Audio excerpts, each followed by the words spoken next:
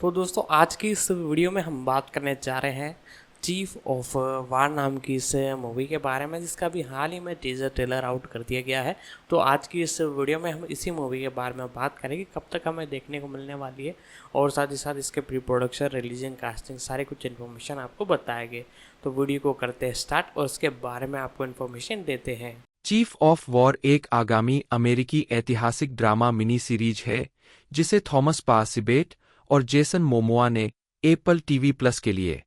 Momoa इस series में मुख्य भूमिका में है और इसके कार्यकारी निर्माता भी है, जिसमें 9 एपिसोड है। इस सीरीज का प्रीमियर 1 अगस्त 2025 को होगा। आधार: कहानी 19वीं सदी के अंत में शुरू होती है, जब हवाई द्वीप के 4 प्रमुख राज्य युद्ध की स्थिति में थे। यह श्रृंखला कायाना, एक मूल हवाईयन, कनका ओइवी माओली योद्धा और अली कुलीन का अनुसरण करती है, जो द्वीपों से बाहर यात्रा करता है। वह घर लौटता है और एक खूनी अभियान में शामिल होता है, जब तक कि आखिरी समय में वह हवाई के एकीकरण के खिलाफ विद्रोह नहीं कर देता, जो 1782 से 1810 तक कामेहामेहा आय के तहत हुआ था। उद्धरण की आवश्यकता: कायाना को कोआ का राजकुमार और दुनिया का सबसे प्रसिद्ध हवाईयन कहा जाता था। उद्धरण की आवश्यकता: गालना, जेसन मोमोआ कायाना के रूप में 1, तेमुएरा मॉरिसन मुख्य काहेकिली के रूप में 1, काहुमानू के रूप में लुसियन बुकानन, कायाना के रूप में ते आओ ओ हिनेपेहिंगा, कामेहामेहा प्रथम के रूप में कैना मकुआ 1, मोकू के रूप में मोसेस कुड्स, सिउआ इकालेओ असनाही, प्रिंस कुपुले के रूप में Brandon Finn, James Udom Tony, Mainei Kinimaka Heke के रूप में, ते कोहे तुहाका नमके के रूप में, सियाओसी फोनुआ माउई के रूप में, क्लिफ कर्टिस केओवा के रूप में, एरोल शैंड, कैप्टन जॉन मेयर्स के रूप में। एपिसोड नहीं। शीर्षक 2, निर्देशक द्वारा लिखित। 2, मूल रिलीज की तारीख 3, 1 युद्ध प्रमुख जस्टिन चोन, 4 थॉमस पासिबेट और जेसन मोमोआ 1 अगस्त 2025। 2 बदलती लहरें जस्टिन चोन, 4 थॉमस पासिबेट और जेसन मोमोआ और डग जंग 1 अगस्त 2025। 3 फूलों का शहर टीबीए थॉमस पासिबेट और जेसन मोमोआ और डग जंग 8 अगस्त 2025। 4 सिउदाद डी फ्लोरेस भाग 2 टीबीए थॉमस पासिबेट और जेसन मोमोआ और डग जंग 15 अगस्त 2025। 5 देवताओं की दौड़ टीबीए थॉमस पासिबेट और जेसन मोमोआ और डग जंग 22 अगस्त 2025। 6 स्प्लिंटेड पेडल टीबीए थॉमस पासिबेट और जेसन मोमोआ और डग जंग 29 अगस्त 2025। 7 दिमाग के बिखराव का दिन टीबीए थॉमस पासिबेट और जेसन मोमोआ और डग जंग 5 सितंबर 2025। 8 पवित्र न्यू ग्रोव टीबीए थॉमस पासिबेट और जेसन मोमोआ और डग जंग 12 सितंबर 2025। 9 काला रेगिस्तान जेसन मोमोआ, 5 थॉमस पासिबेट और जेसन मोमोआ 19 सितंबर 2025। उत्पादन: थॉमस पासिबेट के अनुसार वह और जेसन मोमोआ 2015 में इस विचार के साथ आए थे। 1 अप्रैल 2022 में यह घोषणा की गई थी कि एप्पल टीवी प्लस ने 8 एपिसोड की मिनी सीरीज का आदेश दिया था, जिसमें मोमोआ अभिनय करने और कार्यकारी निर्माता बनने के लिए तैयार थे। 6 जस्टिन चोन उसी महीने श्रृंखला के 2 एपिसोड निर्देशित करने के लिए तैयार थे।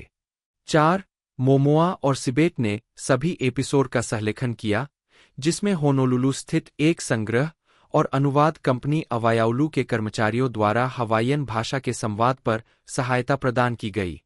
यथासंभव उच्च प्रामाणिकता प्राप्त करने के लिए प्रत्येक उत्पादन विभाग में सांस्कृतिक सलाहकार नियुक्त किए गए थे, यहां तक कि वास्तविक स्थानीय सामग्रियों और ऐतिहासिक तकनीकों का उपयोग करके खरोंच से युद्ध जहाजों वाह का निर्माण भी किया गया था।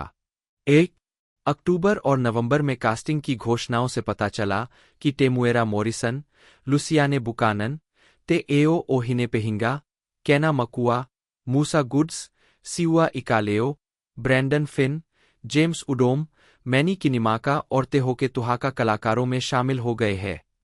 7, 8, 9 क्लिफ कर्टिस फरवरी 2023 में एक आवर्ती भूमिका में शामिल होंगे। 10 श्रृंखला के लिए फिल्मांकन अक्टूबर 2022 तक न्यूजीलैंड में शुरू होगा, जिसमें बे ऑफ आइलैंड्स का उपयोग 18वीं शताब्दी के हवाई के लिए किया जाएगा। 11 प्रमुख युद्ध दृश्यों को दिसंबर में कलापना के अलावा क्षेत्रों में फिल्माया गया था।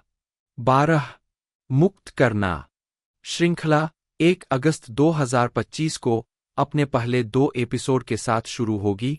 उसके बाद 19 सितंबर 2025 तक साप्ताहिक रूप से नए एपिसोड जारी किए जाएंगे। टेमुएरा डेरेक मॉरिसन एमेंजेडेम, जन्म 26 दिसंबर 1960, एक न्यूजीलैंड के एक अभिनेता है जिन्होंने पहली बार अपने देश में सोप ओपेरा शॉर्टलैंड स्ट्रीट में डॉ. होन रोपाटा की भूमिका निभाकर पहचान हासिल की। उन्होंने 1994 की फिल्म वंस वेयर वॉरियर्स और इसके 1999 के sequel what becomes of the broken hearted में जेक द मुस हेके की भूमिका निभाकर आलोचकों की प्रशंसा बटोरी। न्यूजीलैंड के बाहर मॉरिसन को स्टार वार्स मल्टीमीडिया फ्रेंचाइजी में उनके काम के लिए जाना जाता है, जिसमें उन्होंने जंगो फेट और उनके कई जेनेटिक क्लोनों की भूमिकाएं निभाई है, जिनमें क्लोन ट्रूपर्स और जंगो के क्लोन बेटे बोबा फेट शामिल है। उन्होंने 2002 की film attack of the clones में जंगो की भूमिका निभाई थी। मॉरिसन ने 2004 में द एम्पायर स्ट्राइक्स बैक के पुनः रिलीज विभिन्न स्टार वार्स वीडियो गेम में बोबा फेट की आवाज दी और द मैंडलोरियन 2019 वर्तमान के दूसरे सीजन और spin off show the book of Boba Fett 2021 से 2022 में बोबा को पूरी तरह से चित्रित किया। 2022 में Black Ops thriller series Echo 3 में उनकी एक आवर्ती भूमिका थी। मॉरिसन को डिज्नी की मोआना 2016 में मोआना के पिता चीफ ट्वी की आवाज देने और डीसीयू फिल्मों एक्वामैन 2018, द फ्लैश 2023 और Aquaman and the lost kingdom 2023 में आर्थर करी के पिता टॉम करी की भूमिका निभाने के लिए जाना जाता है। प्रारंभिक जीवन मॉरिसन का जन्म 1961 में न्यूजीलैंड के उत्तरी द्वीप पर रोटोरुआ शहर में हुआ था। वह हाना मॉरिसन, नी स्टैफोर्ड और संगीतकार लॉरी मॉरिसन के बेटे हैं। 2 वह ते अरावा, नगाती भाकाऊ और तेनुई, नगाती मनियापोटो, नगाती रारुआ, भाकापापा का माओरी है और उसके पास स्कॉटिश और आयरिश वंश भी है। 3, 4 उनकी बहन कलाकार टैनी मॉरिसन थीं और उनके चाचा संगीतकार सर हॉवर्ड मॉरिसन थे। उनकी माध्यमिक शिक्षा वेस्ले कॉलेज, ऑकलैंड और western Heights high school, Rotorua में हुई। आजीविका मॉरिसन की पहली फिल्म 1973 की फिल्म रंगीज कैच है, जिसमें उन्होंने शीर्षक किरदार निभाया था। उन्होंने New Zealand special performing arts training scheme के तहत ड्रामा में प्रशिक्षण लिया। उनकी शुरुआती मुख्य भूमिकाओं में से एक 1988 की फिल्म नेवर से डाई थी, जिसमें लिसा इल्बेकर उनके साथ थीं। इसके बाद उन्होंने 1992 से 1995 तक टेलीविजन सोप ओपेरा शॉर्टलैंड स्ट्रीट में डॉ. होन रोपाटा की भूमिका निभाई। 1994 में एलन डफ के उपन्यास वंस वेयर वॉरियर्स के फिल्म रूपांतरण वंस वेयर वॉरियर्स में हिंसक रूप से अपमानजनक माओरी पति जेक द मुस हेके की भूमिका के लिए उन्हें ध्यान मिला। यह फिल्म न्यूजीलैंड में सबसे सफल स्थानीय रिलीज बन गई और कई देशों में बेची गई। इस भूमिका ने उन्हें अंतर्राष्ट्रीय ख्याति दिलाई और उन्हें 1994 के न्यूजीलैंड फिल्म और टेलीविजन पुरस्कारों में नाटकीय भूमिका में सर्वश्रेष्ठ पुरुष प्रदर्शन के लिए पुरस्कार मिला। उन्होंने sequel what becomes of the broken hearted में भूमिका दोहराई, जिसके लिए उन्हें न्यूजीलैंड फिल्म पुरस्कारों से सर्वश्रेष्ठ अभिनेता का पुरस्कार मिला। मॉरिसन ने 2010 में कहा कि उन्हें भूमिका से टाइपकास्ट महसूस हुआ, इस हद तक कि यह मेरे गले में एक चक्की का पत्थर था। 5 वे स्पीड 2 क्रूज कंट्रोल 1997 और द ब्यूटीफुल कंट्री 2004 में सहायक भूमिकाओं में नजर आए। 2005 में मॉरिसन न्यूजीलैंड टेलीविजन पर talk show the time show के होस्ट बन गए। 1996 के क्वींस बर्थडे ऑनर्स में मॉरिसन को नाटक में सेवाओं के लिए न्यूजीलैंड ऑर्डर ऑफ मेरिट का सदस्य नियुक्त किया गया था। 7 उन्होंने 2009 में एक आत्मकथा लिखना शुरू किया, जिससे उन्हें उम्मीद थी कि यह दूसरों को सितारों तक पहुंचने के लिए प्रेरित करेगी। 8 उन्होंने नवंबर 2014 के अंत में सोनी म्यूजिक एंटरटेनमेंट एनजेड के माध्यम से अपना पहला एल्बम टेम रिलीज किया। इसमें उन गानों के कवर शामिल है जिन्हें उनके पिता और चाचा सर हॉवर्ड मॉरिसन ने स्थानीय स्थानों पर उनके बड़े होने पर प्रस्तुत किया था।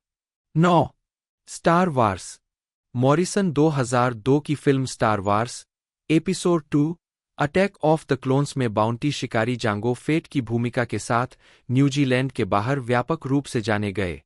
कथानक का एक हिस्सा जांगो के डीएनए के साथ बनाए गए क्लोनों की एक सेना को शामिल करता है, इसलिए मॉरिसन ने क्लोनों के लिए आवाज अभिनय भी प्रदान किया। 10 वह star Wars episode 3 Revenge of the Sith में कई क्लोन के रूप में फिर से दिखाई दिए और जेसन विंग्रीन की आवाज की जगह मूल स्टार वार्स 3 के 2004 के डीवीडी री रिलीज में चरित्र बोबा फेट, जांगो के क्लोन बेटे, की पंक्तियों को फिर से रिकॉर्ड किया। मॉरिसन ने तब से कई स्टार वार्स वीडियो गेम में जांगो फेट और उनके क्लोन को चित्रित किया है, जो सभी लुकासआर्ट्स द्वारा निर्मित है। उन्होंने स्टार वार्स रिपब्लिक कमांडो 2005 में क्लोन कमांडो बॉस की भूमिका निभाई। स्टार वार्स बैटलफ्रंट 2004 में सभी सैनिकों की आवाज दी और इसके सीक्वल बैटलफ्रंट 2 2005 में जांगो और बोबा फेट दोनों को आवाज दी। मॉरिसन ने स्टार वार्स बाउंटी हंटर 2002 में जांगो के रूप में अपनी भूमिका दोहराई, जो कि चरित्र के आसपास केंद्रित एक गेम था, और Lego Star Wars the video game 2005 अपने क्लोन के साथ, लेकिन बाद में उन्हें श्रेय नहीं दिया गया था। उन्होंने 2006 के game Star Wars Empire at War. Morrison ने द मैंडलोरियन 2020 के दूसरे सीजन में पहली बार बोबा फेट को शारीरिक रूप से चित्रित किया। 11 शो में मॉरिसन चरित्र के एक वृद्ध अनुभवी संस्करण को चित्रित करते हैं। 12 मॉरिसन के फेट के चेहरे पर भारी निशान है और अपने कवच को पुनः प्राप्त करने और बहाल करने से पहले वह गहरे रंग के वस्त्र पहनता है। मॉरिसन का कहना है कि शारीरिक रूप से घिसे-पिटे रूप के साथ उन्होंने अपनी आवाज को और अधिक कर्कश बनाने के लिए समायोजित किया, जैसे कि बोबा के मुखर तार उसके पिछले आघात से प्रभावित थे। भूमिका के साथ मॉरिसन फेट के चित्रण में अपनी खुद की माओरी संस्कृति का एक हिस्सा लाने में भी सक्षम थे। द न्यूयॉर्क टाइम्स के साथ एक साक्षात्कार में उन्होंने कहा कि वह उस तरह की भावना और ऊर्जा लाना चाहते थे जिसे हम वेरुआ कहते हैं। भूमिका में 12 2020 में द मैंडलोरियन सीरीज के स्पिन ऑफ की घोषणा की गई, जिसका शीर्षक the book of Boba Fett था। 13 मॉरिसन ने बोबा फेट के रूप में अपनी भूमिका को दोहराया। 13 1983 की film written of the JD की घटनाओं के बाद फेट के जीवन का अनुसरण करते हुए। सीरीज का प्रीमियर 29 दिसंबर 2021 को हुआ। 14 2022 में मॉरिसन ने ओबी-वान केनोबी टीवी सीरीज में एक बेघर अनुभवी क्लोन ट्रूपर के रूप में एक कैमियो उपस्थिति दर्ज की। 15 और अहसोका के एक एपिसोड में रेक्स और अन्य क्लोनों को आवाज दी। अन्य भूमिकाएं मॉरिसन जून और जुलाई 2008 में 6 सप्ताह के लिए डॉ. होन रोपाटा की भूमिका निभाने के लिए शॉर्टलैंड स्ट्रीट लौट आए। 2008 में वह न्यूजीलैंड के skit comedy television show pulp sport में दिखाई दिए, जिसमें उनके क्लोन होने का मजाक उड़ाया गया था। मॉरिसन कई डीसी कॉमिक्स से संबंधित फिल्मों में दिखाई दिए हैं। 2011 की फिल्म ग्रीन लैंटर्न में उन्होंने अबिनसूर का किरदार निभाया था। 16 2018 में उन्होंने एक्वामैन में शीर्षक चरित्र के पिता लाइटहाउस कीपर टॉम करी की भूमिका निभाई। मॉरिसन ने 2023 में रिलीज होने वाली द फ्लैश और दिसंबर 2023 में रिलीज होने वाली Aquaman and the lost kingdom में भूमिका दोहराई। 17 मॉरिसन ने 2016 में इसी नाम की एनिमेटेड डिज्नी फिल्म में मोआना के पिता चीफ तुई की आवाज भी दी थी। उन्होंने 2024 के सीक्वल में भूमिका को दोहराया और क्रिस्टोफर जैक्सन की जगह तुई की गायन आवाज भी दी। व्यक्तिगत जीवन। मॉरिसन न्यूजीलैंड में रहते हैं और अपना समय वहां, ऑस्ट्रेलिया और संयुक्त राज्य अमेरिका में फिल्मांकन के बीच बांटते हैं। 1980 के दशक के अंत में all girl group when the cats away की गायिका किम विलोबी के साथ उनके रिश्ते से एक वयस्क बेटा है और पीटा मेलबर्न के साथ एक बेटी है। मॉरिसन की पार्टनर एशली हाउडेन सेडलियर है, 18, जो माओरी वंश, विशेष रूप से तुहोई और नगाती पोरो वंश की है। फिल्मोग्राफी। पतली परत। वर्ष शीर्षक भूमिका नोट्स। 1972 रंगी की पकड़ रंगी। 1984 अन्य भाग टोनी। 1988 कभी हार मत मानो अल्फ विंटर्स। मौरी युवा पुलिस। घास काटने वाला सार्जेंट हैरिस टेलीविजन फिल्म।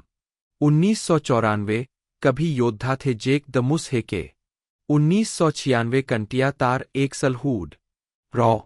मोरो का द्वीप अजाजेलो। टूटी फूटी अंग्रेजी मनु। छोटे सफेद झूठ टिम। मार खाने वाला लड़का Jack television film. 1997 Speed 2 Cruise Control प्रथम अधिकारी जूलियानो। 1998 6 दिन 7 रातें जगह। 1999 टूटे हुए दिल का क्या होता है। जेक द मुस हेके। शाम से सुबह तक 3 जल्लाद की बेटी मॉरिसियो बटा the Hangman direct to video. 2000 ऊर्ध्वाधर सीमा मेजर रसूल। 2001 टेरी धरती विलबेस्टियन। इहाका कुंद यंत्र Tito Ihaka television film. 2002 Star Wars episode 2 clones का हमला जांगो फेट। क्लोन ट्रूपर्स आवाज बॉडी टेलर द्वारा प्रस्तुत। 1920 2004 खूबसूरत देश सांप का सिर। Blueberry Rooney. The Empire Strikes Back DVD special edition Boba Fett आवाज मूल त्रयी डीवीडी संस्करण। 2005 Star Wars episode 3 Revenge of the Sith commander Cody. Clone troopers Bodie Taylor के साथ साझा की गई भूमिका। नदी रानी ते काइपो। अनिच्छुक नायक कथावाचक टीवी डॉक्यूमेंट्री। 2008 बच्चों की बारिश रुआ के नाना वृत्तचित्र। 2009 कैप्टन ड्रेक की अमर यात्रा डॉन सैंडोवेट टेलीविजन फिल्म। जोरियो का आश्रय ब्रिग्स। मरीन 2 दामो डायरेक्ट टू वीडियो। 2010 ट्रैकर केरेमा। 2011 ग्रीन लालटेन अबिनसूर। 2012 बिच्छू राजा 3 मुक्ति के लिए लड़ाई राजा रामुसन डायरेक्ट टू वीडियो। ताजा मास हेमी क्रेन।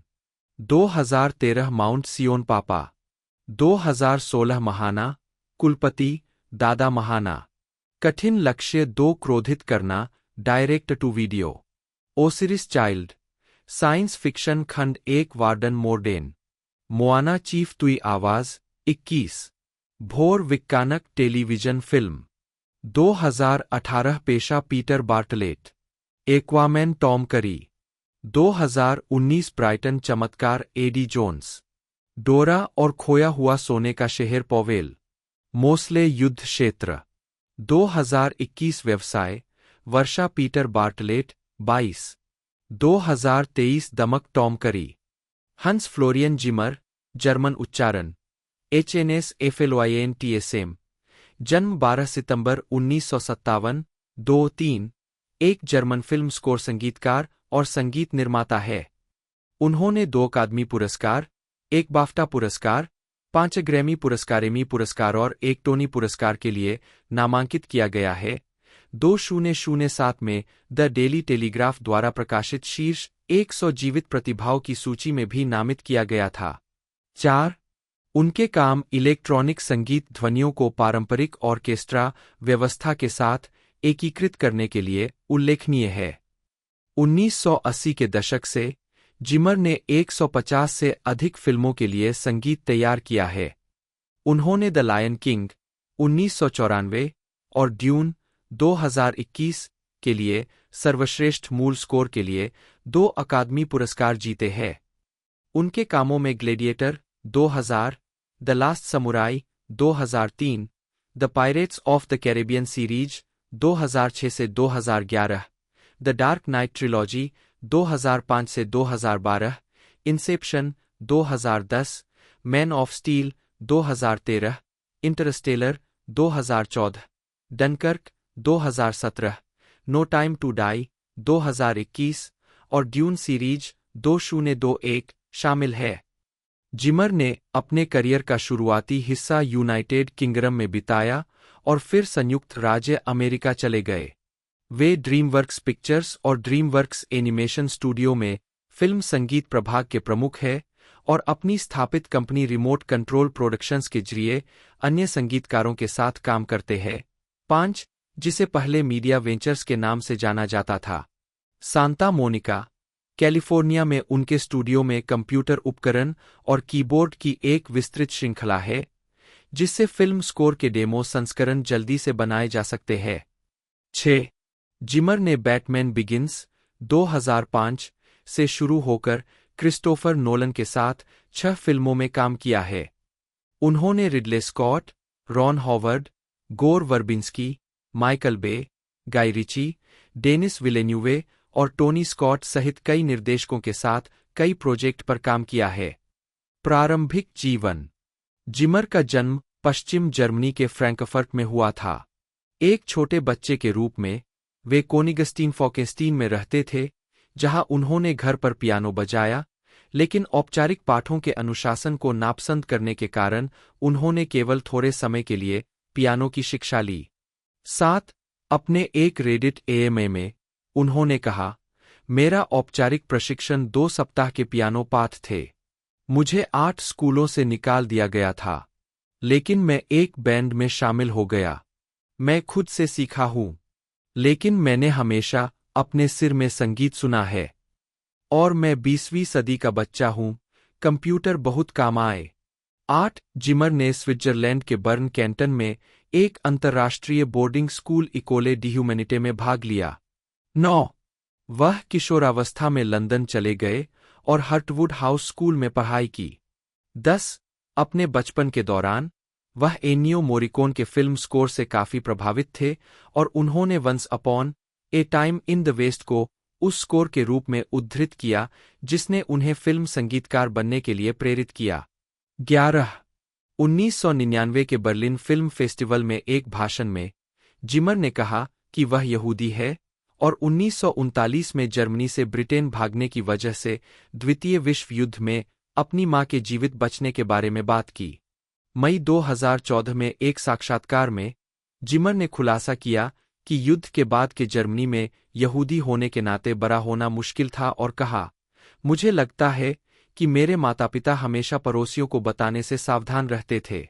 12, फरवरी 2013 में मैशेबल के साथ एक साक्षात्कार में उन्होंने अपने माता पिता के बारे में कहा, मेरी माँ बहुत संगीत प्रेमी थी, मूल रूप से एक संगीतकार थी और मेरे पिता एक इंजीनियर और आविष्कारक थे।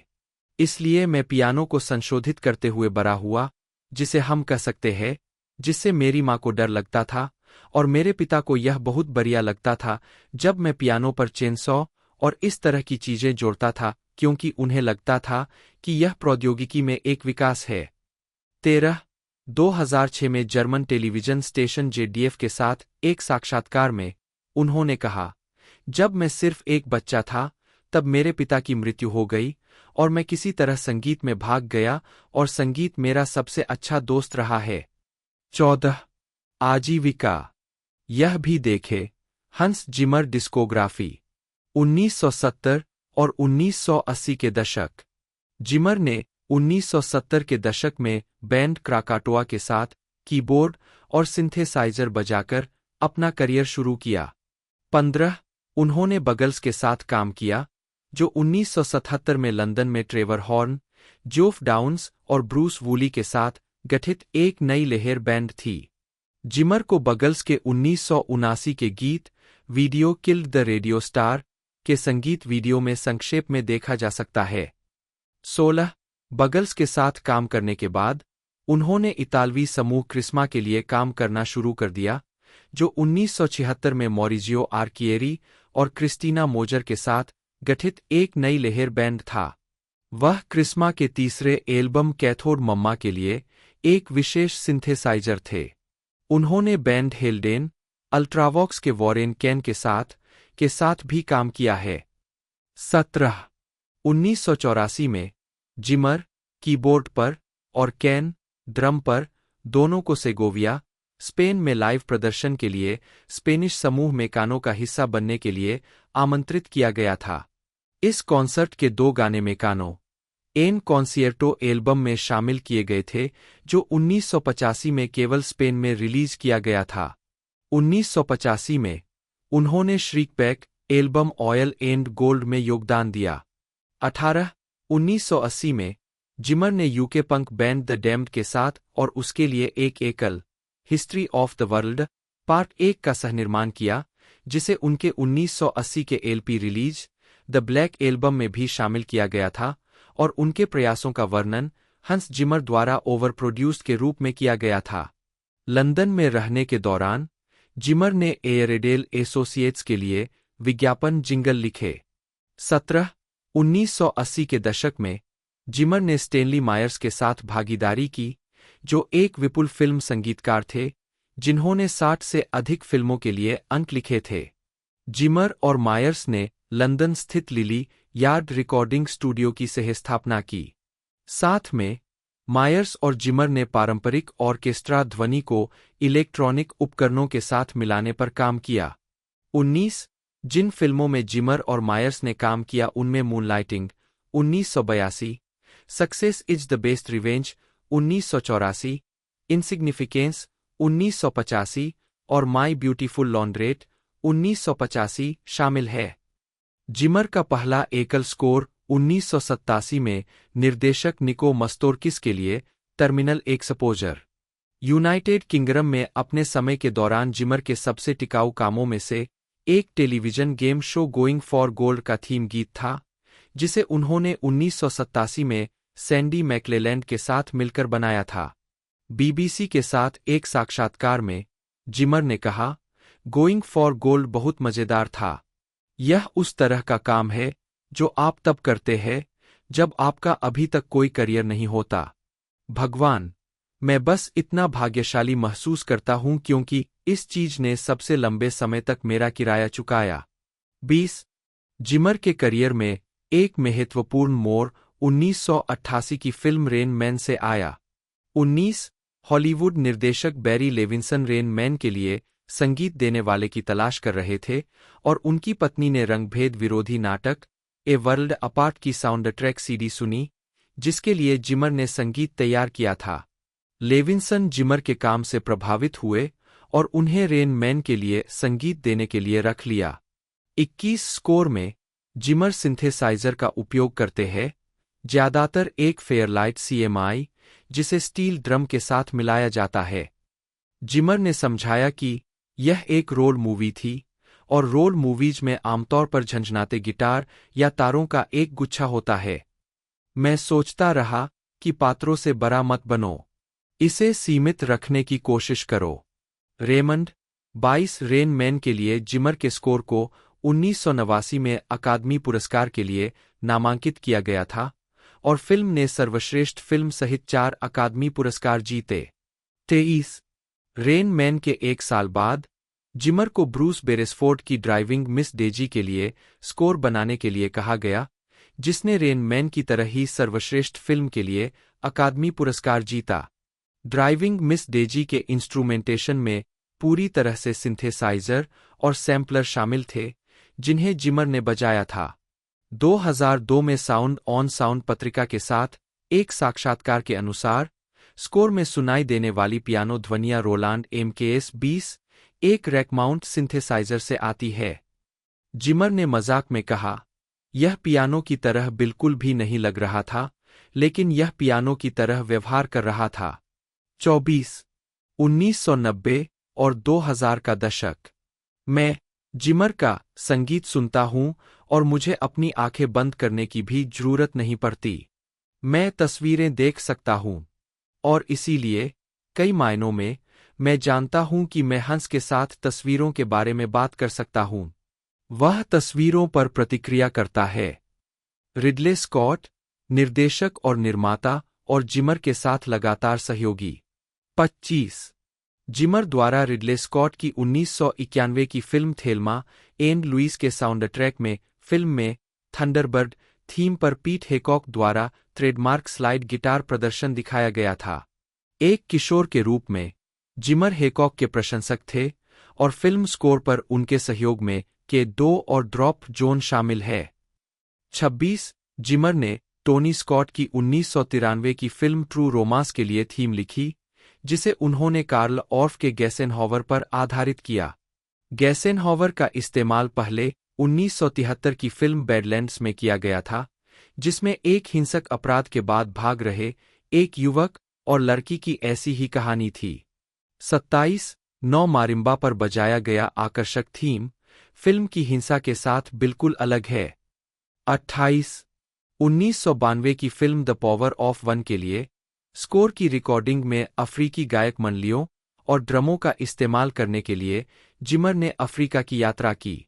इस काम के बल पर वॉल्ट डिज्नी फीचर एनिमेशन ने जिमर को 1994 की फिल्म द लायन किंग के लिए स्कोर बनाने के लिए संपर्क किया।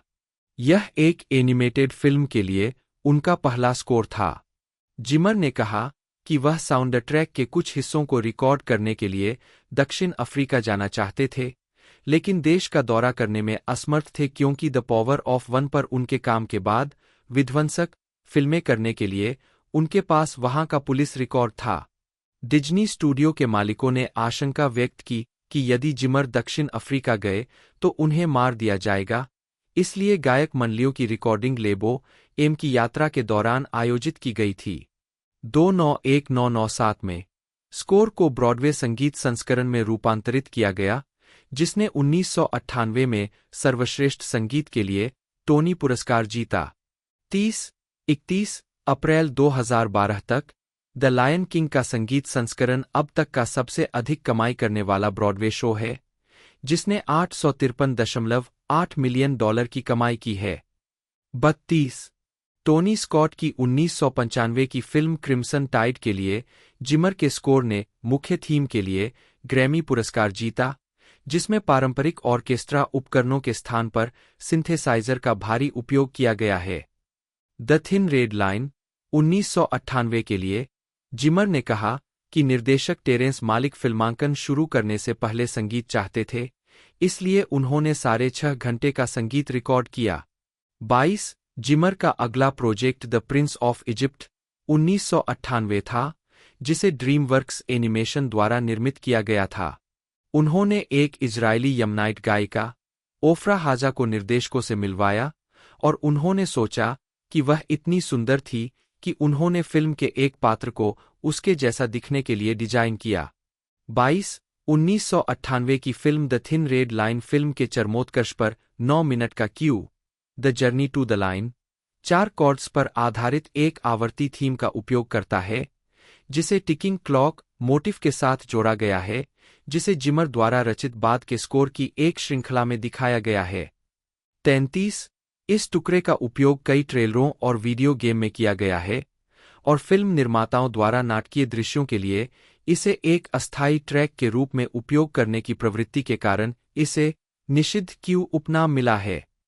34 2008 में द डार्क नाइट के प्रीमियर पर जिमर 2000 के दशक में जिमर ने हॉलीवुड की ब्लॉकबस्टर फिल्मों के लिए संगीत तैयार किया, जिसमें रिडले स्कॉट की 3 फिल्में ग्लेडिएटर 2000, ब्लैक हॉक डाउन और हैनिबल 2001 शामिल है। इसके बाद the Last Samurai 2003, Madagascar 2005, the Da Vinci Code 2006, the Simpsons movie 2007, Kung Fu Panda 2008 शामिल है, जिसे उन्होंने John Powell, Angels and Demons 2009 और शर्लक होम्स 2009 के साथ मिलकर तैयार किया था। 2000 के दशक के अन्य कार्यों में स्पेनिश भाषा की फिल्म कैसी दिवाज 35 और द बर्निंग प्लेन 2009 शामिल है। उन्होंने टेलीविजन बॉक्सिंग श्रृंखला द कंटेंडर के लिए थीम की रचना की। 36 जिमर ने संगीतकार बोरिस्लाव स्लावोव और टिल्मेन सिलेस्कू के साथ मिलकर वीडियो गेम क्राइसिस 2 के लिए स्कोर भी तैयार किया। 37 अक्टूबर 2000 में जिमर ने गेंट में 27वें वार्षिक फ्लैंडर्स अंतर्राष्ट्रीय फिल्म फेस्टिवल में ऑर्केस्ट्रा और गायक मंडली के साथ पहली बार लाइव कॉन्सर्ट में प्रस्तुति दी। 38 द लास्ट समुराई के लिए स्कोर लिखते समय जिमर को लगा कि जापानी संगीत के बारे में उनका ज्ञान बेहद सीमित है। उन्होंने व्यापक शोध करना शुरू किया, लेकिन जितना अधिक उन्होंने अध्ययन किया, उतना ही उन्हें लगा कि वे कम जानते हैं। जिमर ने जो लिखा था उसे फीडबैक के लिए जापान ले गए, और जब उनसे पूछा गया कि उन्हें जापानी संगीत के बारे में इतना कुछ कैसे पता है, तो वे चौंक गए। 22 2018 में जिमर ने फीफा के नए आदर्श वाक्य के संदर्भ में लिविंग फुटबॉल नामक नए फीफा गान के लिए स्कोर तैयार किया। 68 लिविंग फुटबॉल का उपयोग रूस में 2018 फीफा विश्व कप के लिए टेलीविजन इंट्रो थीम के रूप में भी किया गया था। 69 इसके अलावा 2018 में जिमर ने ईए स्पोर्ट्स के फीफा वीडियो गेम फीफा 19 के लिए रैपर विंस स्टेपल्स के साथ यूएफए चैंपियंस लीग गान को रीमिक्स किया, जिसमें यह गेम के रिवील ट्रेलर में भी शामिल है। 70 जिमर ने साइमन किनबर्ग द्वारा निर्देशित डार्क फीनिक्स के लिए स्कोर तैयार किया, जो बैटमैन बनाम सुपरमैन डॉन ऑफ जस्टिस पर काम करने के अपने अनुभव के बाद एक और सुपरहीरो फिल्म के लिए स्कोर नहीं करने के उनके 2016 के बयानों के विपरीत है। 72 अगस्त 2018 में जिमर को वंडर वुमन 1984 के संगीतकार के रूप में घोषित किया गया था। 73 मार्च 2019 में यह घोषणा की गई थी कि जिमर डेनिस विलेन्यूवे की ड्यून के लिए संगीत तैयार करेंगे। 74 जून 2019 में जिमर को BMW के कॉन्सेप्ट वाहन विजन एम नेक्स्ट के लिए ध्वनियाँ बनाने के लिए काम पर रखा गया था। 75 उन्होंने इलेक्ट्रिक कार लाइन के लिए चेतावनी ध्वनियों का निर्माण और रचना की। ये ध्वनियाँ आंतरिक और बाहरी दोनों के लिए है और पैदल चलने वालों को चेतावनी देने में मदद कर सकती है कि एक इलेक्ट्रिक कार आ रही है। 76 77 2020 का दशक अक्टूबर 2022 में लंदन के रॉयल अल्बर्ट हॉल में द साउंड ऑफ 007 कॉन्सर्ट के दौरान जिमर और रॉयल फिल्हार्मोनिक ऑर्केस्ट्रा। 6 जनवरी 2020 को जिमर ने James Bond film No Time to Die के लिए संगीतकार के रूप में पदभार संभाला, जब पिछले संगीतकार डैन रोमर ने इस परियोजना को छोड़ दिया। 78 नो टाइम टू डाई के लिए स्कोरिंग पर बोलते हुए जिमर ने द हिंदू को बताया, 3 बैटमैन फिल्में करने के बाद, जो आपके लिए 3 फिल्में हैं, लेकिन मेरे लिए मेरे जीवन के 12 साल है, मैं वास्तव में समझता हूं कि डैनियल क्रेग इसमें कहाँ थे। उन्होंने अपने जीवन के 16 साल बॉन्ड को समर्पित किए। मैं न केवल एक अच्छा स्कोर बनाना चाहता था, बल्कि थोड़ा और गहराई से जाना चाहता था और उस आदमी, काम और उन सभी लोगों को सम्मानित करना चाहता था जो इतने लंबे समय से इस पर काम कर रहे हैं। 26 फरवरी 2020 को मेजर लीग सॉकर ने अपने 25वें सीजन के लिए एक गान जारी किया, जिसे जिमर ने रचा था। 80 मार्च 2020 में जिमर ने हिलबिली एलेजी के लिए स्कोर तैयार किया।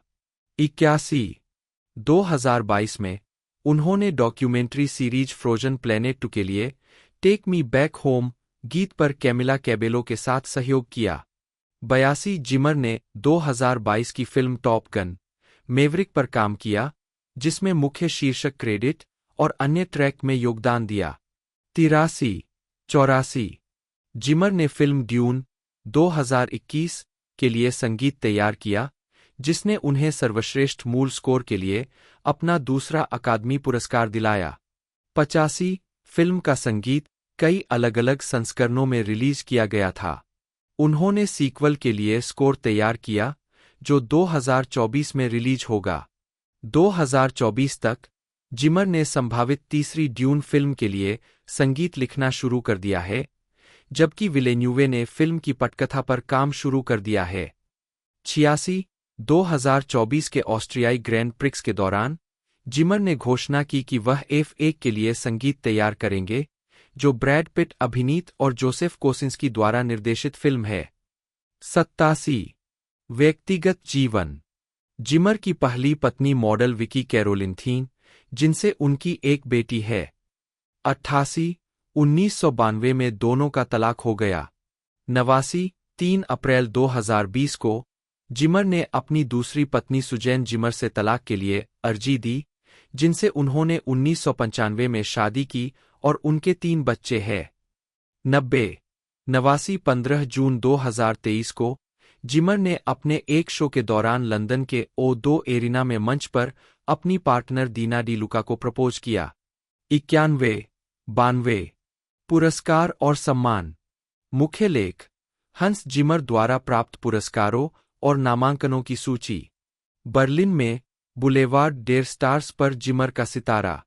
जिमर को कई सम्मान और पुरस्कार मिले हैं, जिनमें 2018 में वियना में हॉलीवुड में Max Steiner film music achievement award, 93 2003 में नेशनल बोर्ड ऑफ रिव्यू से फिल्म संगीत रचना में उत्कृष्टता के लिए करियर अचीवमेंट अवार्ड, 94 2003 में palm springs international film festival में फिल्म रचना के लिए फ्रेडरिक लोवे अवार्ड, 95 2003 में ASCAP हेनरी मैंसिनी अवार्ड, 95 और 1996 में BMI फिल्म म्यूजिक अवार्ड्स से Richard Kirk career achievement award शामिल है। दिसंबर 2010 में जिमर को हॉलीवुड वॉक ऑफ फेम पर एक स्टार मिला। उन्होंने यह पुरस्कार अपने प्रचारक और लंबे समय के दोस्त रोनी चेसन को समर्पित किया, जिनकी पिछले महीने बेवर्ली हिल्स में गोली मारकर हत्या कर दी गई थी। 96 जून 2016 में जिमर विज्ञान संचार के लिए स्टीफन हॉकिंग पदक के उद्घाटन विजेताओं में से एक थे। 97 नवंबर 2017 में एक मुख्यबेल्ट क्षुद्रग्रह 4,95,253 2013 OC8 पोलिश खगोलविदों माइकल कुसियाक और माइकल जोलनोव्स्की द्वारा खोजा गया था, जिसका नाम हंस जिमर रखा गया था। 98 2022 तक जिमर को अपने काम के लिए 12 अकादमी पुरस्कार नामांकन प्राप्त हुए हैं, जिसमें 2 जीत शामिल है। पहला 1994 की फिल्म द लायन किंग के लिए 67वें अकादमी पुरस्कार में और दूसरा 94वें अकादमी पुरस्कार में 2021 की फिल्म ड्यून के लिए। 99 2 अक्टूबर 2018 को जिमर को जर्मनी के संघीय गणराज्य का ऑर्डर ऑफ मेरिट प्राप्त हुआ। 100 2019 में जिमर को डिज्नी लीजेंड के रूप में शामिल किया गया। 101 2003 की शुरुआत में द लास्ट समुराई के स्कोरिंग के दौरान जिमर को निर्माता जेरी ब्रुकेमर ने संपर्क किया, जिनके साथ उन्होंने पहले Crimson Tide, Days of Thunder, the Rock और पर्ल हार्बर पर काम किया था। ब्रुकेमर ने Pirates of the Caribbean, the Curse of the Black Pearl की शूटिंग पूरी कर ली थी, लेकिन एलन सिल्वेस्ट्री द्वारा फिल्म के लिए बनाए गए संगीत से नाखुश थे और एक प्रतिस्थापन स्कोर चाहते थे। 39 ब्रुकेमर चाहते थे कि जिमर फिल्म का स्कोर फिर से बनाए, लेकिन द लास्ट समुराई पर उनकी प्रतिबद्धताओं के कारण Pirates of the Caribbean, the Curse of the Black Pearl के संगीत की रचना और पर्यवेक्षण का काम क्लॉस बेडेल्ट को दिया गया। 40 41 जिमर को श्रृंखला की 3 बाद की फिल्मों Pirates of the Caribbean, Dead Man's Chest 2006, Pirates of the Caribbean, 8 World's End 2007 और Pirates of the Caribbean on Stranger Tides 2011 के लिए संगीतकार के रूप में काम पर रखा गया था, जिसमें उन्होंने आखिरी फिल्म के लिए रॉड्रिगो वाई गैब्रिएला के साथ सहयोग किया था। 42 जिमर क्रिस्टोफर नोलन की बैटमैन बिगिंस 2005 और द डार्क नाइट 2008 के स्कोर पर अपने काम के लिए विख्यात है, जिसे उन्होंने जेम्स न्यूटन हॉवर्ड के साथ मिलकर तैयार किया था। 20 द डार्क नाइट के साउंड ट्रैक के लिए जिमर ने अपने लंबे समय के सहयोगी मार्टिन टिलमैन द्वारा सेलो पर बजाए गए एकल नोट द्वारा जोकर के खलनायक का प्रतिनिधित्व करने का फैसला किया।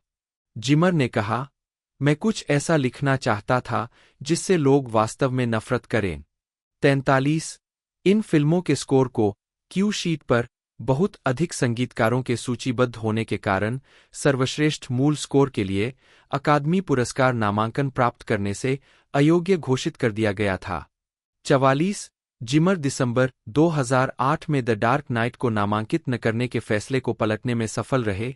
45 जिमर ने 2006 में साउंडट्रैक.नेट के साथ एक साक्षात्कार में अन्य संगीतकारों के साथ स्कोरिंग के अपने दृष्टिकोण को समझाया। मूल रूप से मेरा यह विचार था कि इस तरह के काम के इर्दगिर्द किसी तरह का समुदाय बनाना संभव होना चाहिए, और मुझे लगता है कि शीर्षकों को गड़बड़ करके आप संगीतकार है, आप संयोजक है, आप ऑर्केस्ट्रेटर है न रखकर इसने हमें अधिक सहयोगात्मक रूप से काम करने में मदद की। मेरे लिए यह इतना महत्वपूर्ण नहीं था कि मेरे पास हंस जिमर द्वारा स्कोर था और मैंने इन चीजों का एकमात्र श्रेय लिया। यह ग्लेडिएटर की तरह है। मैंने लिसा गेरार्ड को श्रेय दिया क्योंकि भले ही उन्होंने मुख्य थीम नहीं लिखी थी, लेकिन उनकी उपस्थिति और योगदान बहुत प्रभावशाली थे। वह सिर्फ एक एकल कलाकार से कहीं ज्यादा थीं, और यही वजह है कि मुझे विशिष्ट श्रेय के साथ इतनी समस्या है। 46 2009 की फिल्म शेरलॉक होम्स के लिए डेली वैरायटी ने बताया कि जिमर ने $200 में एक बेसुरा पियानो खरीदा और इसकी अजीबता के कारण इसे पूरी स्कोरिंग प्रक्रिया में इस्तेमाल किया। 47 2011 की अगली कड़ी Sherlock Holmes a Game of Shadows के लिए जिमर और निर्देशक गाय रिची ने प्रामाणिक रोमानी संगीत को शामिल किया, जिस पर उन्होंने स्लोवाकिया, इटली और फ्रांस जाकर शोध किया। फिल्म में संगीत रोमानी संगीतकारों द्वारा बजाया गया है। 48 49 2010 के दशक 2010 की फिल्म इंसेप्शन के लिए जिमर ने नॉन जेने रेग्रेट रीन गाने के इलेक्ट्रॉनिक हेरफेर का इस्तेमाल किया। स्कोर में हॉर्न की आवाज, जिसे जिमर ने एक शहर के ऊपर विशाल फॉगहॉर्न की तरह बताया, फिल्म ट्रेलरों में एक लोकप्रिय विशेषता बन गई। उन्होंने कहा, यह मजेदार है कि इस तरह की चीज जेडगेस्ट का हिस्सा कैसे बन जाती है, लेकिन मुझे लगता है कि ट्रेलर बिल्कुल यही चाहते हैं, कुछ ऐसा जो प्रतिष्ठित हो, 1 सेकंड से भी कम समय तक चले और थिएटर में सीटों को हिला दे। 50 51 2012 में जिमर ने द नेपच्यून्स के फेरेल विलियम्स के साथ 84वें एकेडमी अवार्ड्स के लिए संगीत की रचना और निर्माण किया। 52 उन्होंने एबीसी वर्ल्ड न्यूज के लिए थीम संगीत का एक नया संस्करण भी तैयार किया। 53 जिमर ने द डार्क नाइट राइज के लिए स्कोर तैयार किया, जो क्रिस्टोफर नोलन की द डार्क नाइट ट्रिलॉजी की अंतिम किस्त थी। यह फिल्म जुलाई 2012 में रिलीज हुई थी। 54 जिमर ने 2012 के ऑरोरा, कोलोराडो शूटिंग के बाद खुद को तबाह बताया, जो द डार्क नाइट राइज की स्क्रीनिंग के दौरान हुआ था। मैं इन लोगों के लिए बहुत दुखी महसूस करता हूं। उन्होंने शूटिंग के पीड़ितों के लिए पैसे जुटाने के लिए dark night rise sound track से एक थीम की कोरल व्यवस्था, ऑरोरा नामक ट्रैक रिकॉर्ड किया। 55 जिमर ने टेलीविजन श्रृंखला द बाइबल के लिए संगीत की रचना की, जिसे मार्च 2013 में लोर्ने बाल्फ और लिसा गेरार्ड के साथ प्रसारित किया गया था, और 12 ईयर्स ए स्लेव के लिए स्कोर, जिसने मार्च 2014 में सर्वश्रेष्ठ पिक्चर के लिए अकादमी पुरस्कार जीता। जिमर ने जुलाई 2014 में अपनी 10वीं सालगिरह मनाने के लिए टुमॉरोलैंड उत्सव के लिए टुमॉरोलैंड हाइम की रचना की। 56 जिमर ने 2014 की फिल्म द अमेजिंग स्पाइडरमैन 2 के लिए द मैग्निफिसेंट 6 के साथ संगीत तैयार किया, जिसमें फेरेल विलियम्स, जॉनी मार्र, माइकल आइंजिगर, जनकी एक्सेल, एंड्रयू कावजिंस्की और स्टीव माजारो शामिल थे। 57 58 59 उन्होंने 2016 की film Batman v Superman, Dawn of Justice के लिए संगीत तैयार करने के लिए जनकी एक्सेल के साथ भागीदारी की। मार्च 2016 में बीबीसी न्यूज के साथ एक साक्षात्कार में जिमर ने कहा कि वह सुपरहीरो फिल्मों के लिए संगीत रचना से संन्यास ले रहे हैं। बैटमैन वी सुपरमैन के बारे में उन्होंने कहा, यह मेरे लिए बहुत कठिन था, नई भाषा खोजने की कोशिश करना। 60 जिमर ने डेविड एटनबरो द्वारा प्रस्तुत 2016 बीबीसी प्रकृति वृत्तचित्र प्लेनेट अर्थ 2 के लिए मुख्य विषय की रचना की। बाद में उन्होंने डेविड एटनबरो द्वारा प्रस्तुत जैकब शिया और डेविड फ्लेमिंग के साथ 2017 बीबीसी प्रकृति वृत्तचित्र ब्लू प्लेनेट 2 के लिए स्कोर की रचना की। 61-62 बीबीसी रेडियो पर क्रिस्टी वार्क के साथ एक साक्षात्कार में जिमर ने अक्टूबर 2022 में कहा, मुझे लगता है कि मैंने जो एकमात्र काम किया है जो कुछ भी करने लायक है वह उन कार्यक्रमों पर सर डेविड एटनबरो के लिए काम करना है, क्योंकि यह एकमात्र ऐसी चीज है जो वास्तव में इस दुनिया के लिए कुछ मायने रखती है और अंततः इस बात पर प्रभाव डाल सकती है कि हम इस दुनिया से कैसे संपर्क करते हैं। 63 जिमर ने 2016 नेटफ्लिक्स प्रोडक्शन द क्राउन के लिए मुख्य विषय की रचना की। 65 इसके बाद उन्होंने क्रिस्टोफर नोलन की 2017 की फिल्म डनकर्क के लिए स्कोर तैयार किया। स्कोर का एक हिस्सा नोलन द्वारा दी गई एक टिक टिक करती घड़ी की रिकॉर्डिंग पर आधारित था। 66 जिमर ने डेनिस विलेन्यूवे की ब्लेड रनर 2049 के स्कोर पर भी काम किया। जोहान जोहानसन के प्रोजेक्ट छोड़ने के बाद हंस जिमर और सहसंगीतकार बेंजामिन वॉल्फिश ने स्कोरिंग की जिम्मेदारी संभाली। 67 डैनियल एम इविंग, जन्म 3 जून 1985, एक ऑस्ट्रेलियाई अभिनेता है। वे 2007 में 7 नेटवर्क के होम एंड अवे सीरीज में रूबेन हम्फ्रीज के रूप में दिखाई दिए। 2011 में वे शो में वापस आए और हीथ ब्रेक्सटन के अपने चित्रण के लिए प्रसिद्ध हुए।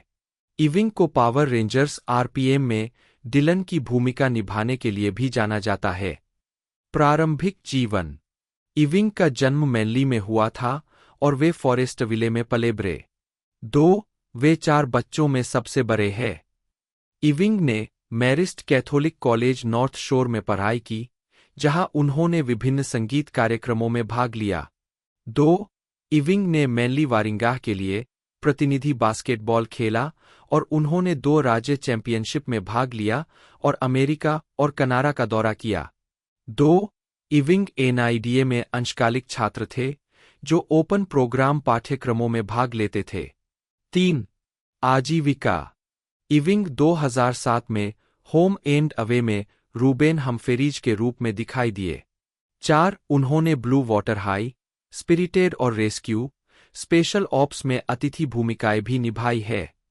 5 इविंग ने बच्चों की television series Power Rangers RPM में Dillon the Black RPM Ranger के रूप में भूमिका हासिल की।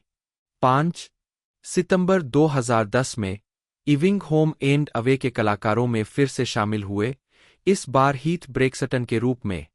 अभिनेता ने फरवरी 2011 में अपनी शुरुआत की।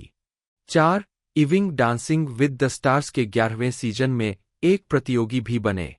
उन्होंने लुरा क्रॉयटर के साथ भागीदारी की और Saint Vincent de Paul Society के समर्थन में नृत्य किया, जहां उनकी मां काम करती है। 6 इविंग और क्रॉयटर 5वें सप्ताह में बाहर हो गए।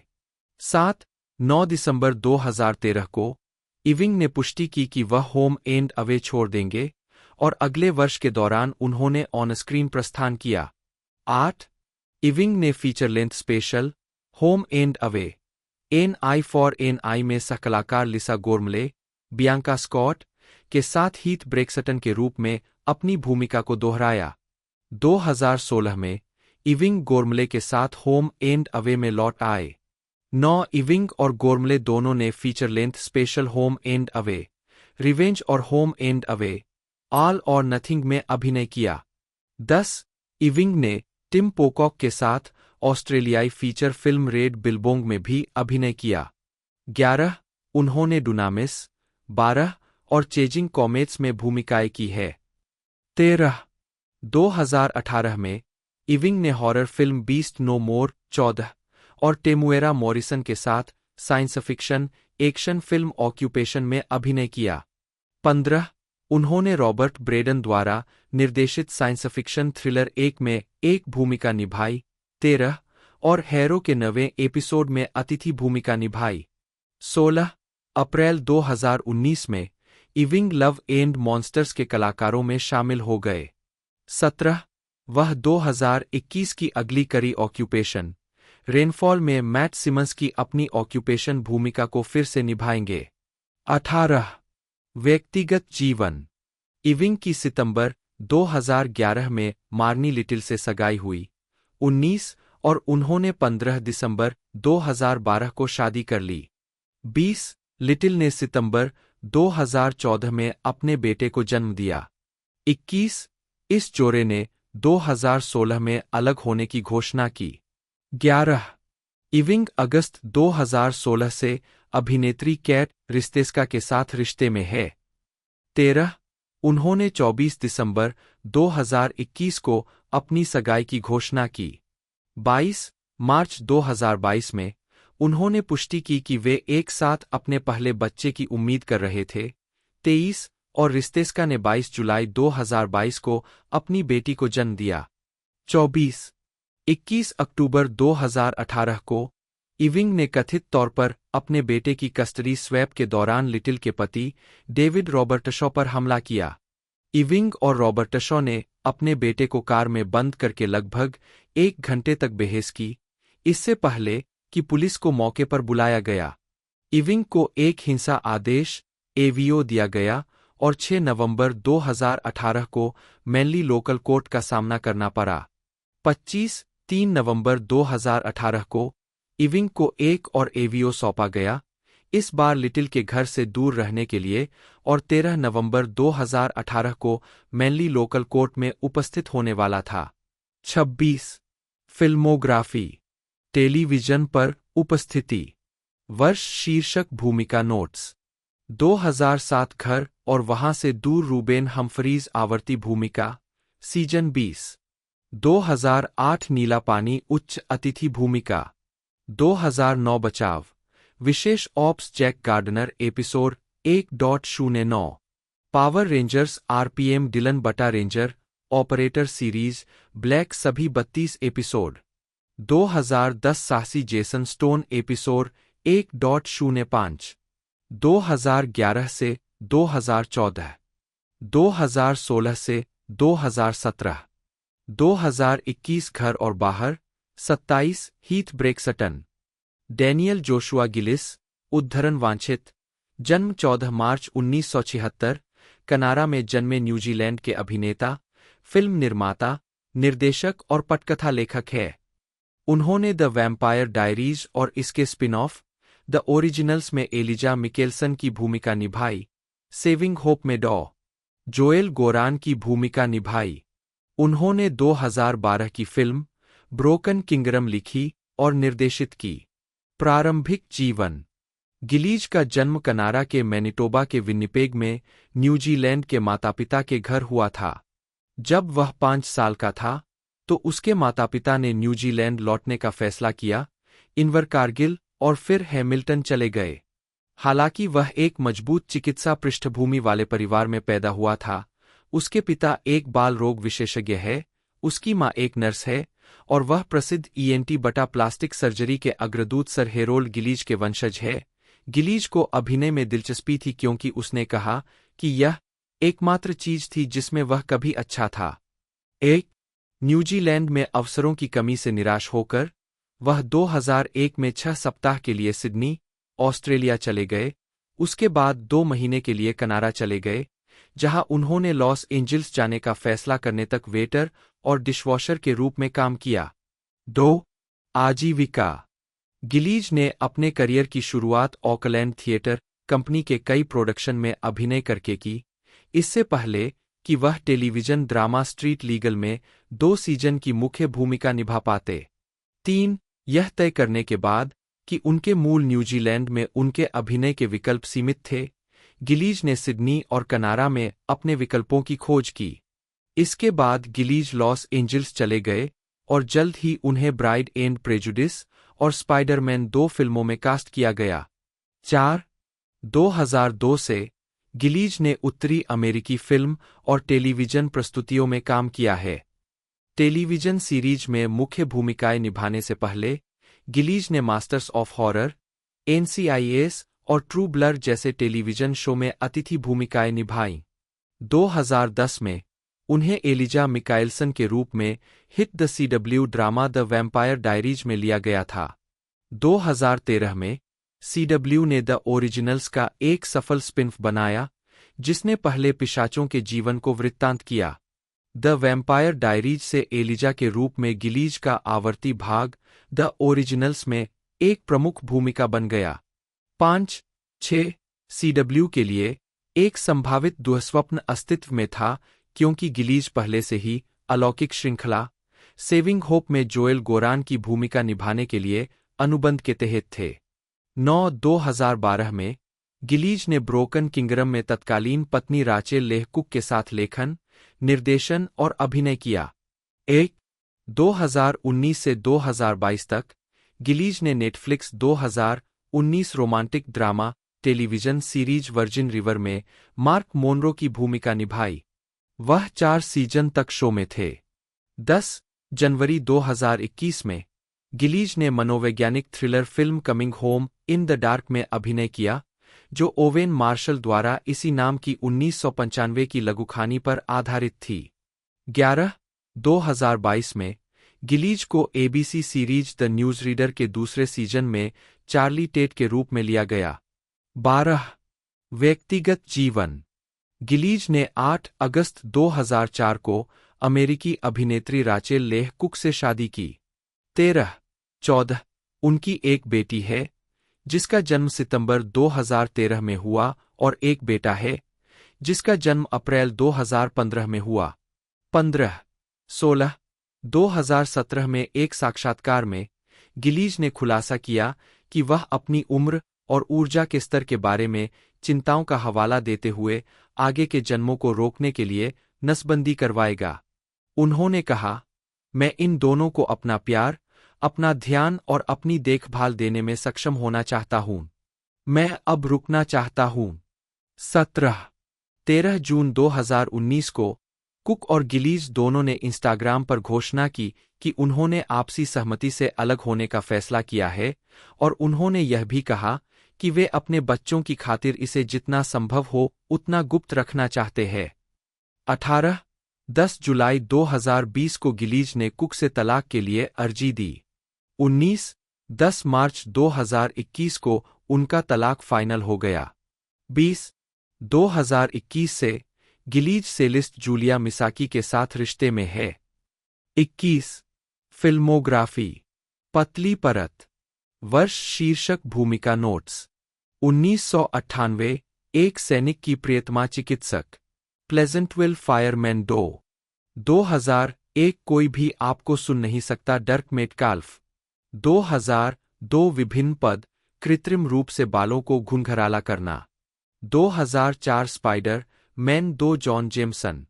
बुराई बनी हुई है, निशान। दुल्हन और पक्षपात जॉनी विकम। 2006 दृष्टि की अनुभूति डायलन। 2007 कैद गैरी डेक्सटर। जीवन और मृत्यु के मामले सर्वकुंची। जेसन इसाक, जन्म 6 जून 1963, एक अंग्रेजी अभिनेता है। एक उन्हें इवेंट होराइजन 1997 में डीजे, आर्मगेडन 1998 में रोनाल्ड क्विंसी, द पैट्रियट 2000 में colonel William Tavington, Black Hawk Down 2001 में Michael D Steele, Harry Potter franchise series 2002 से 2011 में लुसियस माल्फॉय, पीटर पैन 2003 में कैप्टन हुक, फ्यूरी 2014 में captain wagon, the death of Stalin 2017 में Georgy जुकोव, मास 2021 में जे peri और operation मिन्समीट 2021 में जॉन गॉडफ्रे के किरदारों के लिए जाना जाता है। उनकी टेलीविजन भूमिकाओं में showtime crime drama series brotherhood 2006 से 2008 में माइकल कैफी, पुलिस प्रक्रियात्मक फंतासी NBC सीरीज अवेक 2012 में Michael Britain, Netflix supernatural mystery drama series the ओए 2016 से 2019 में डॉ हंटर अलोयसियस हैप पर्सी, स्टार ट्रेक डिस्कवरी 2017 से 2018 में कैप्टन गैब्रियल लोरका, और HBO anthology black comedy drama series the white lotus 2025 के तीसरे सीजन में टिमोथी रैटक्लिफ शामिल है। उन्हें द स्टेट विदिन 2006 के लिए सर्वश्रेष्ठ अभिनेता, लघु श्रृंखला या टेलीविजन फिल्म के लिए गोल्डन ग्लोब पुरस्कार और द कर्स ऑफ स्टेप्टो 2008। उनकी आवाज अभिनय भूमिकाओं में अवतार, द लास्ट एयरबेंडर 2005 के पहले सीजन में admiral Zhao, star wars rebels 2014 से 2016 में ग्रैंड इनक्विजिटर बटा सेंटिनल, वीडियो गेम बाल्डर्स गेट 3 2023 में लॉर्ड एनवर गोर्टैश और Marvel cinematic universe television series what if 2024 के तीसरे सीजन में एमिनेस शामिल है। इसाक 1992 और 1993 में डेकन डोनेलन के रॉयल नेशनल थिएटर में टोनी कुशनर के पुलित्जर पुरस्कार विजेता नाटक Angels in America A Gay Fantasia on National Themes के प्रीमियर में लुइस आयरसन के रूप में मंच पर दिखाई दिए। 2 और 2007 में वेस्ट एंड के ट्राफल्गर स्टूडियो में हेरोल्ड पिंटर के 1957 के नाटक द डम्ब वेटर के पुनरुद्धार में हिटमैन बेन के रूप में। 3, 4, 5 प्रारंभिक जीवन। आइजैक का जन्म 6 जून 1963 को लिवरपूल में यहूदी माता-पिता के यहाँ हुआ था। 6 उनके पिता एक जौहरी थे। 7 उनके 2 बड़े भाई और एक छोटा भाई है। 6 उन्होंने अपना बचपन लिवरपूल के उपनगर चाइल्डवॉल में अपने पूर्वी यूरोपीय यहूदी परदादा परदादी द्वारा से स्थापित एक घनिष्ठ रूप से बुने और एकीकृत यहूदी समुदाय में बिताया। 8 उन्होंने कहा है कि यहूदी होना उनके बचपन में एक बड़ी भूमिका निभाता था, क्योंकि वह लिवरपूल के चाइल्डवॉल जिले में किंग डेविड हाई स्कूल के स्थानीय आराधनालय में युवा क्लब में शामिल होते थे। साथ ही एक युवा वयस्क के रूप में सप्ताह में 2 बार चेडर भी खाते थे। 9, 10, 11 जब वे 11 वर्ष के थे तो वे अपने परिवार के साथ लंदन चले गए और डेविड बैडियल, साचा बैरन कोहेन, मार्क केरमोर और मैट लुकास के साथ ही पास के एल्सट्री में। 9 वह बचपन में देखी और अनुभव की गई बदमाशी और असहिष्णुता का वर्णन अनाकर्षक खलनायकों को चित्रित करने के लिए तैयारी के रूप में करते हैं, जिन्हें उन्होंने अक्सर निभाया है। 3, 9 लंदन में एक यहूदी किशोर के रूप में आइजैक ने नेशनल फ्रंट, एक दूरदराज चरमपंथी संगठन द्वारा यहूदी विरोध को सहन किया। उनके माता-पिता अंततः इज़राइल चले गए। 9 बाद में उन्होंने एक साक्षात्कारकर्ता को बताया, लगातार लोग हमें पीट रहे थे या खिड़कियां तोड़ रहे थे। यदि आप कभी, मान लीजिए, एक यहूदी छुट्टी पर पहचाने जाने वाले यहूदी थे, तो चारों ओर बहुत हिंसा होती थी। लेकिन विशेष रूप से जब मैं 16 साल का था, 1979 में, नेशनल फ्रंट वास्तव में पकड़ बना रहा था, स्कूल में पर्चे थे और सीख हीलिंग और लोग सड़क पर घूमते हुए हमारे पीछे आ रहे थे। 7 अपने 3 भाइयों, जो एक डॉक्टर बन गया, एक वकील और एक अकाउंटेंट, 6 के नक्शेकदम पर चलते हुए उन्होंने अंततः 30 से अधिक नाटकों में अभिनय किया और एडिनबर्ग फेस्टिवल फ्रिंज में प्रत्येक गर्मियों में प्रदर्शन किया, पहले ब्रिस्टल विश्वविद्यालय के साथ और फिर 2 बार नेशनल स्टूडेंट थिएटर कंपनी के साथ। स्नातक होने के बाद वह 1985 से 1988 तक लंदन के central school of speech and drama में प्रशिक्षण लेने चले गए। 3, 6, 12 आजीविका। मुख्य लेख, जेसन इसाक फिल्मोग्राफी। प्रारंभिक कार्य, 2005 में इसहाक एक अभिनेता के रूप में प्रशिक्षण लेने के बाद आइजैक तुरंत मंच और टेलीविजन पर दिखाई देने लगे। उनकी फिल्मी शुरुआत मेल स्मिथ की द टॉल गाय 1989 में एक डॉक्टर की छोटी भूमिका से हुई थी। 12 उन्हें शुरू में एक टेलीविजन अभिनेता के रूप में जाना जाता था, जिसमें आईटीवी नाटक कैपिटल सिटी 1989 और बीबीसी नाटक सिविज 1992 में प्रमुख भूमिकाएं और टैगगार्ट, इंस्पेक्टर मोर्स और हाईलैंडर द सीरीज 1993 जैसी श्रृंखलाओं में अतिथि भूमिकाएं थीं। 12 उन्होंने 1995 में जैक वुड्स द्वारा निर्देशित और लाविनिया वार्नर द्वारा निर्मित मार्टिना कोल के उपन्यास डेंजरस लेडी के आईटीवी रूपांतरण में माइकल रयान की भूमिका भी निभाई। 13 मंच पर उन्होंने टोनी कुशनर की पुलित्जर पुरस्कार विजेता Angels in America A Gay Fantasia on National Themes में भावनात्मक रूप से अस्थिर 12 समलैंगिक यहूदी ऑफिस अस्थाई लुइस आयरनसन की भूमिका निभाई रॉयल नेशनल थिएटर में। इसके लंदन प्रीमियर में दोनों भागों में भूमिका निभाई, भाग 1 मिलेनियम अप्रोच 1992 में और भाग 2 पेरेस्त्रोइका 1993 में। उस भूमिका के लिए ऑडिशन देते समय उन्होंने निर्माताओं से कहा, देखिए, मैं इन सभी सख्त लड़कों और ठगों और मजबूत, जटिल किरदारों को निभाता हूं। वास्तविक जीवन में मैं एक डरपोक, विक्षिप्त यहूदी गरबर हूं। क्या मैं एक बार मंच पर वह भूमिका नहीं निभा सकता? 10 ड्रैगनहार्ट 1996 में दिखाई देने के बाद आइजैक ने हॉरर फिल्म इवेंट होराइजन 1997 में लॉरेंस फिशबर्न के साथ अपनी पहली प्रमुख हॉलीवुड फीचर फिल्म भूमिका निभाई, जहां उन्होंने लुइस और क्लार्क के डॉक्टर डीजे की भूमिका निभाई।